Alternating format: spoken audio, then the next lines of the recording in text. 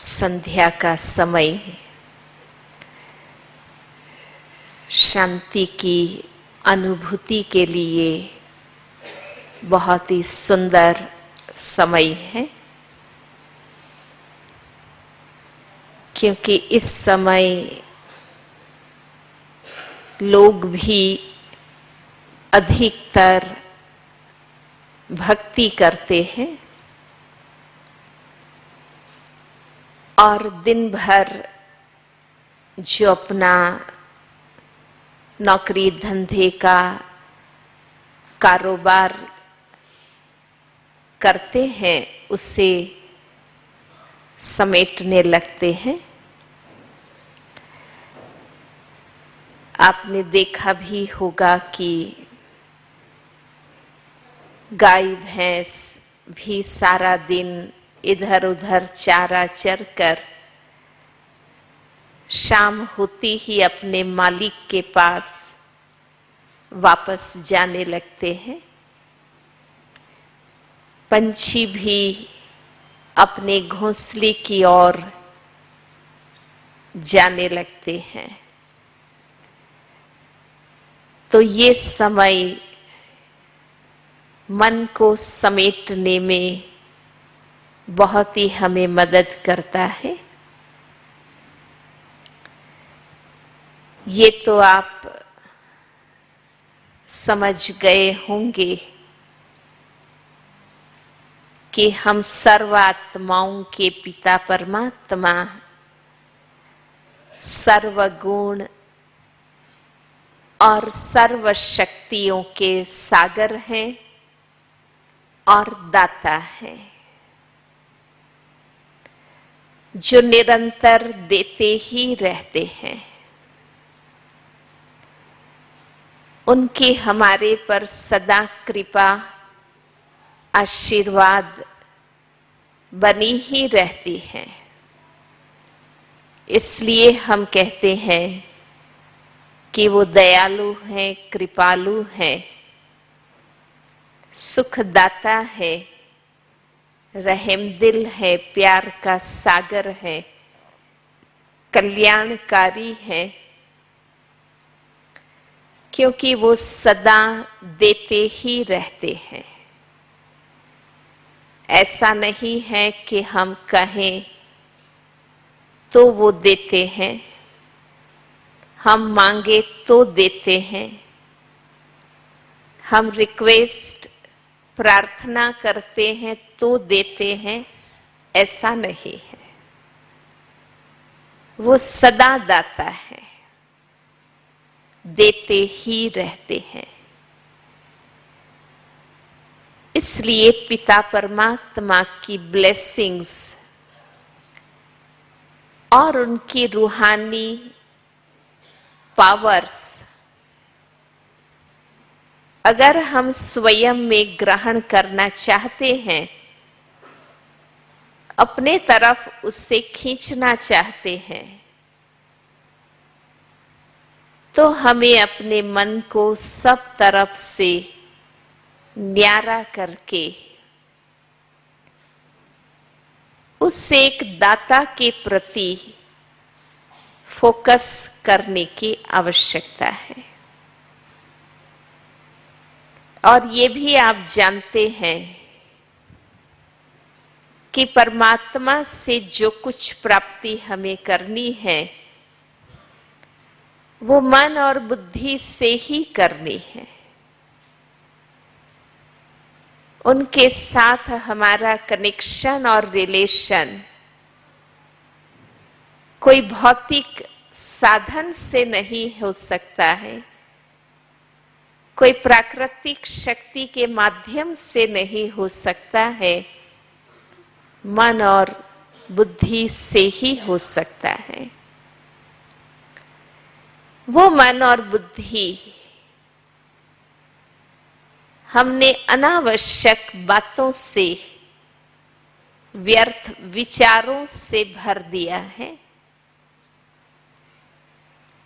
हमारा बुद्धि योग अनेक व्यक्ति, वैभव, पदार्थ, बातों के प्रति बिखर गया है। मन में कोई न कोई कलह क्लेश की बातें हैं, दुख दर्द की फीलिंग से मन भरा हुआ है। इसलिए हम अपने आप को उस पिता से कनेक्ट नहीं कर पाते हैं। तो बहुत सहज विधि राजयोग की है, जो विस्तार से कल मॉर्निंग के सत्र में आप सीखेंगे। आज हम उनका सहज अभ्यास करेंगे। शांति हर आत्मा की चाह है। जीवन में शांति चाहिए, ये हम कहते हैं। समाज में, संसार में शांति हो। कहीं भी कोई अशांति, लड़ाई झगड़ा, दंगा फसाद, युद्ध चलते हैं तो इसमें किसी का भी कल्याण नहीं होता है, बल्कि नुकसान ही होता है। इसलिए प्रयास हम सबका यही रहता है कि आपस में शांति हो, एकता हो, भाईचारा हो। अब तक हम ये समझते थे कि कहीं भी लड़ाई झगड़ा ना हो, दंगा फसाद ना हो, हुल्लड़ ना हो, तो हम समझते हैं कि शांति है समाज में। अखबारों में, समाचारों में भी बताते रहते हैं कि एवरेज शांति का वातावरण है, क्योंकि आज कोई लड़ाई नहीं, झगड़ा नहीं, फसाद नहीं। लेकिन अशांति की एब्सेंस को शांति नहीं कहते। शांति की अपनी एक स्थिति है। शांति एक शक्ति है। अब तक शांति प्राप्त करने के लिए हम भांत भांत के प्रयास करते रहे हैं। कई अपने घर, परिवार, समाज के सांसारिक संघर्षों से परेशान हो जाते हैं तो वे घर से दूर कोई हिल स्टेशन पर, कोई प्राकृतिक सुंदर स्थान पर, कोई नदी समुद्र के किनारे चले जाते हैं और कुछ क्षणों के लिए उसे शांति का अनुभव होता है। वो प्राकृतिक शांति है। जब तक प्रकृति की गोद में है, प्रकृति के सानिध्य में है, शांति का अनुभव होता है। लेकिन जैसे ही वापस जीवन की वास्तविक स्थिति में आते हैं, फिर से अशांति, परेशानी आरंभ हो जाती है, क्योंकि वो प्राकृतिक शांति थी। कई यज्ञ, होम, हवन करते हैं कि शांति हो, ग्रह शांति कहते हैं। कोई वातावरण की शुद्धि, शांति कहते हैं। हजारों मन घी, जौ, तिल होमते हैं। विश्व शांति के लिए हम यज्ञ करते हैं। लेकिन वो मटीरियल यज्ञ है, और ऐसे यज्ञ कितने लोग कर सकेंगे? कितना खर्च होता है? एक स्थूल रूप से वातावरण में शुद्धि होती है, लेकिन सदा काल की स्वयं में शांति की अनुभूति नहीं होती है। विश्व शांति के लिए कितने सम्मेलन होते हैं, अंतर्राष्ट्रीय स्तर पर कॉन्फ्रेंसेस होती है, लेकिन परिणाम हम यही सुनते हैं कि शांति की चर्चा करते करते खुद ही अशांत हो जाते हैं, आपस में लड़ाई झगड़ा करने लगते हैं। शांति के क्षेत्र में जो भी कार्य करते हैं, पीस प्राइज दिए जाते हैं, लेकिन वो मर्यादित क्षेत्र में, मर्यादित समाज के लिए कार्य होता है। परिणाम हम देखते हैं कि वर्षों से ये प्रयास हो रहे हैं। आज मानव जीवन और समाज की स्थिति वो है कि जहां लड़ाई झगड़े, कलह, क्लेश, अशांति, हिंसा का वातावरण बढ़ता ही जा रहा है। एक क्षण मनुष्य को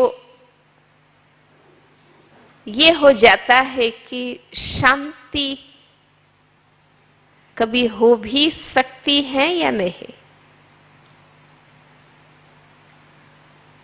क्योंकि ये चारों ओर इतनी हिंसा का वातावरण है, वैर वैमनस्य का वातावरण है।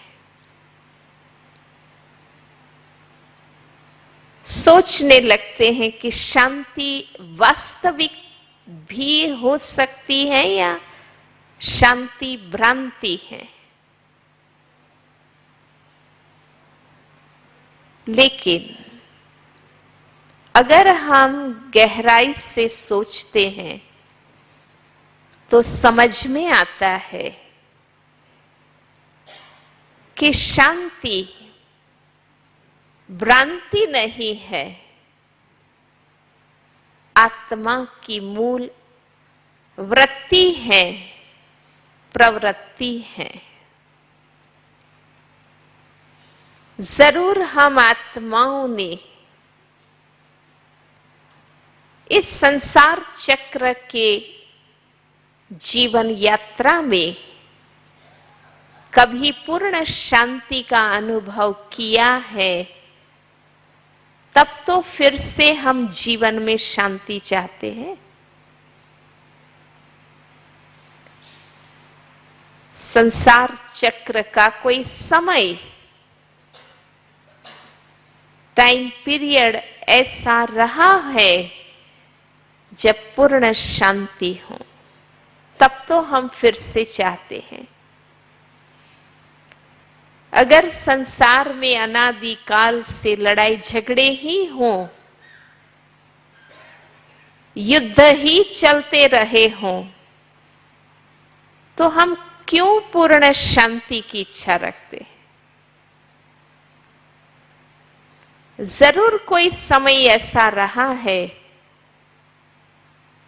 जब कोई लड़ाई झगड़े नहीं थे, कोई विषय विकार नहीं थे, कोई पाप नहीं थे, कोई दुख दर्द नहीं थे, पूर्ण सुख, शांति, पवित्रता का समय रहा है। इसलिए फिर से हम चाहते हैं।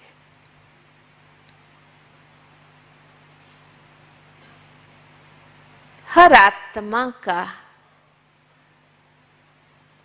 ये आंतरिक इच्छा है, शांति की प्यास है, शांति की भूख है, क्योंकि आत्मा का निजी स्वभाव शांति है, क्रोध नहीं है, हिंसा नहीं।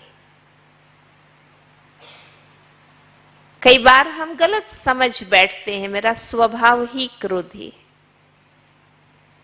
कभी दुनिया में शांति हुई ही नहीं।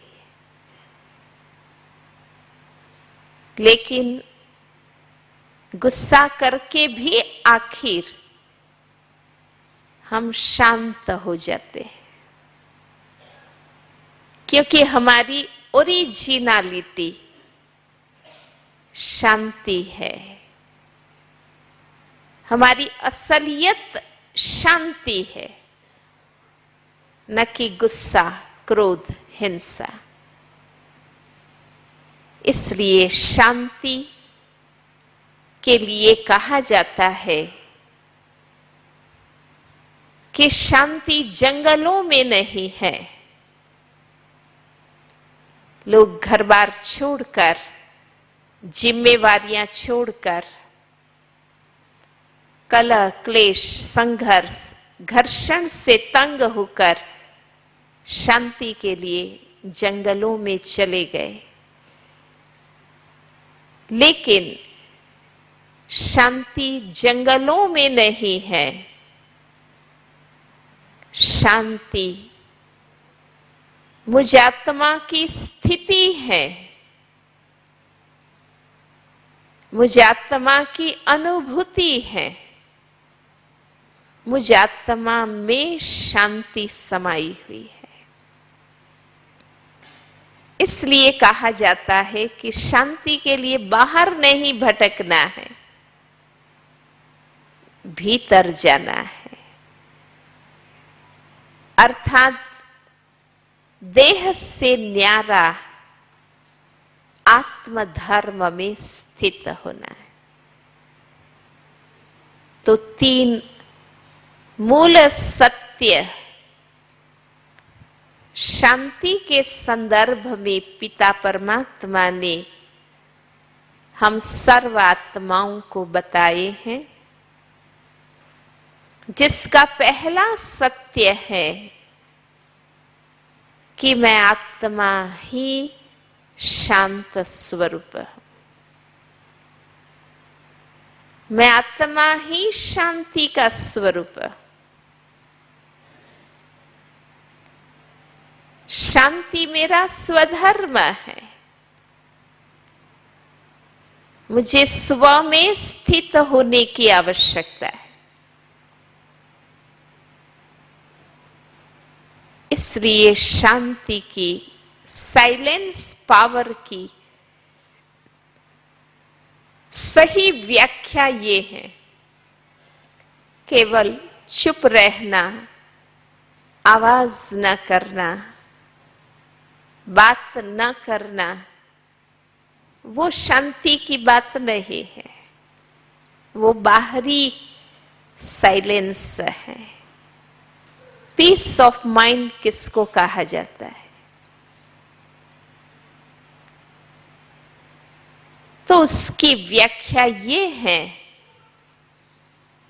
कि इंद्रियों के विषयी आकर्षणों से मुक्त आत्मा की अचल स्थिति को शांति की स्थिति कहते हैं। मन में जो भी हलचल है वो इंद्रिय रसों के कारण है, विषयी इच्छाओं के कारण है।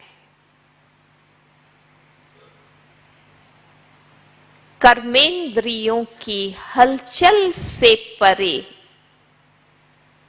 आत्मा की अचल स्थिति को शांति की स्थिति कहते हैं। इसलिए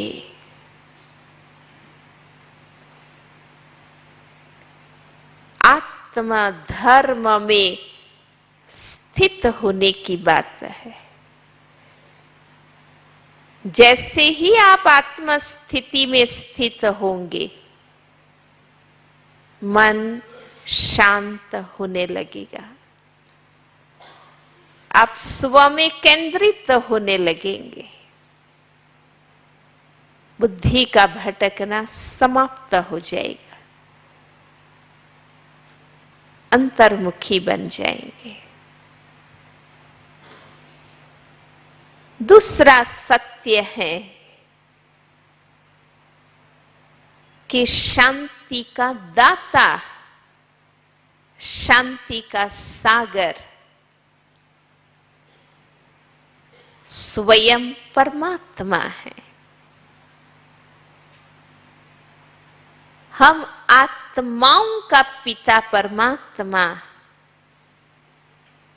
वो शांति के सागर है, विश्व शांति के दाता है।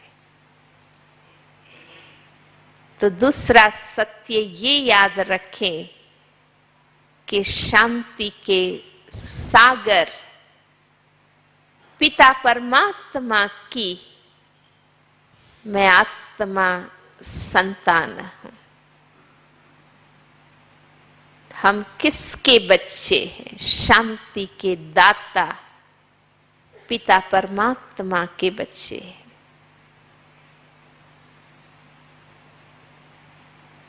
जब हम उनसे मन और बुद्धि जोड़ते हैं, ऑटोमेटिक शांति की धारा, शांति का प्रवाह मुझ आत्मा से ग्रहण होकर पूरे व्यक्तित्व में प्रवाहित हो जाता है। मन बुद्धि भी शांत, स्थिर, कर्मेंद्रियां भी शांत, शीतल बनने लगती। हमें उस source of energy, source of peace, शांति के उस इटर्नल स्रोत से जुड़ने की आवश्यकता है। जैसे आप फव्वारे के नजदीक जाते हैं, ऑटोमेटिक शीतलता का अनुभव होता है। हमें कहना नहीं पड़ता है, हमें मांगना नहीं पड़ता है, हे फव्वारे शीतलता दे। बस समीप जाना होता है। अग्नि के समीप जाते हैं, ऑटोमेटिक उष्णता, गर्मी का अनुभव होता है। हमें दिल के सच्चे प्यार से, मन और बुद्धि से उस पिता के समीप जाने की आवश्यकता है। ऑटोमेटिक उनके सानिध्य से ही, उनके सामीप्य से ही शांति का अनुभव होता है। और तीसरा सत्य है कि मेरा असली घर शांति धाम है, स्वीट साइलेंस होम है, जहां सर्वत्र शांति है, सदा शांति है। जब तक बुद्धि योग इस दुनिया में है, ये दुनिया हलचल वाली है, परिवर्तनशील है। यहां सब कुछ परिवर्तनशील है। अगर बुद्धि इस दुनिया से है लगी, तो शांत और स्थिर मन नहीं हो सकता। हम यहां रहते हुए अगर अपने असली घर शांति धाम में रहेंगे, हमें ये अवेयरनेस हो कि इस दुनिया में मैं रहती हूं, पर मेरा असली घर शांति धाम है। तो ऑटोमेटिक हमारे मन बुद्धि में, हमारे अस्तित्व में, हमारे व्यक्तित्व में शांति आती जाएगी। और जब मुझ आत्मा में शांति है, मैं स्वयं शांत स्वरूप हूं, तो मैं अपने विचारों से, वाइब्रेशन से, मन के सूक्ष्म भाव और भावनाओं से, चेहरे और चलन से, वाणी और व्यवहार से मैं शांति फैला सकूंगी। इसलिए विश्व में शांति लाना है तो हमें स्वयं शांत स्वरूप बनना है। शांति से, प्यार से, धीरज से बोलना है, व्यवहार करना है। कहा जाता है कि युद्ध मैदान में शुरू होने से पहले व्यक्ति के मन में आरंभ होता है ना? मन में मनमुटाव, अनबन, नाराजगी, द्वेष, वैर आते हैं, फिर व्यवहार में सामंजस्य नहीं रहता, लड़ाई झगड़े शुरू होते। इसलिए पहले मन को शांति का स्वरूप बनाना है। हम स्वयं शांत स्वरूप बनेंगे तो हम अपने आप अपनी स्थिति से शांति को वाइब्रेट कर सकेंगे, फैला सकेंगे। जब मन की शांत स्वच्छ स्थिति है तो राइट टचिंग्स कैच कर सकते हैं, व्यक्ति के वाइब्रेशंस, परिस्थिति के सिग्नल्स को कैच कर सकते हैं। इसलिए साइलेंस पावर माना, आवाज नहीं करना, चुप रहना, सिर्फ इतना नहीं। साइलेंस पावर माना आत्मा की शुद्ध शांत स्थिति की शक्ति को साइलेंस पावर कहते हैं। तो मैं चाहूंगी कि हम सब अन्य सभी बातों से न्यारे हो जाएं, सभी अलर्ट होकर व्यवस्थित बैठ जाएं। मेरी साथी राजयोगिनी बहनें भी आपके सामने बैठेंगी, जिन्हें योग शांत स्थिति में रहने का अभ्यास है। आप सभी अपना डायरी, पर्स, फाइल साइड में रख दें। एक दोस्त से अलग अलग होकर बैठे, टच करके नहीं बैठे। काफी कुर्सियां हैं, आप अलग अलग होकर बैठ सकते हैं।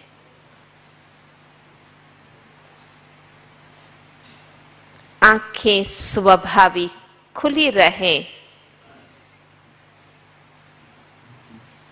आपके सामने हम बहनें योग अभ्यास कराने के लिए बैठी हैं। आपके सामने जो बहन है, उनके मस्तक में आप देखें, आत्मस्मृति में स्थित हो जाए।